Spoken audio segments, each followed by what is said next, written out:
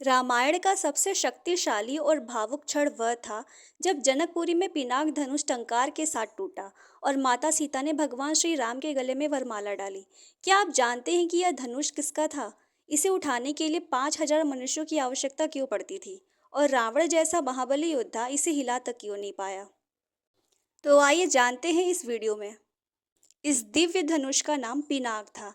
इसका निर्माण स्वयं भगवान शिव और देव शिल्पी विश्वकर्मा जी द्वारा दिव्य शक्तियों के साथ किया गया था। भगवान शिव ने त्रिपुरासुर का वध करने के लिए इसी धनुष का प्रयोग किया था। अब बात यह है कि यह धनुष जनकपुर कैसे पहुंचा। तो देवताओं के माध्यम से यह धनुष भगवान शिव द्वारा राजा जनक के पूर्वज महाराज देवरात को धरोहर के रूप में सौंपा गया था।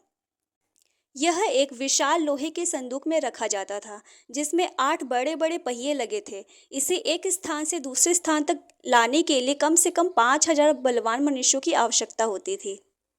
बाल्यकाल में एक बार माता सीता ने खेल खेल में इस अति भारी धनुष को उठाकर दूसरे स्थान पर रख दिया और उस स्थान की सफाई कर दी।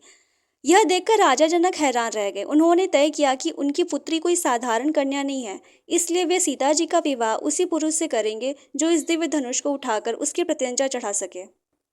सीता स्वयंवर में देश विदेश के कई प्रतापी राजा महाराजा और योद्धा आए, लेकिन कोई भी इस धनुष को हिला तक नहीं सका। यहाँ तक कि रावण भी असफल रहा, क्योंकि वह अहंकारी था। वह अपने शक्ति के अहंकार में धनुष को उठाने आया। पौराणिक मान्यताओं के अनुसार पिनाक धनुष केवल बल से नहीं, बल्कि भक्ति, विनम्रता और धर्म से ही संचालित हो सकता था। अहंकार के कारण रावण विफल रहा। जब महर्षि विश्वामित्र ने श्री राम को आज्ञा दी तो श्री राम ने सबसे पहले शिव धनुष को प्रणाम किया, उसकी परिक्रमा की और विनम्रता पूर्वक उसे उठाया। रामचरितमानस के अनुसार श्री राम ने धनुष को कब उठाया, कब प्रत्यंचा चढ़ाई और कब खींचा, यह इतनी फुर्ती से हुआ कि किसी को पता ही नहीं चला। जैसे ही उन्होंने प्रत्यंचा खींची, धनुष बीच से टूट गया।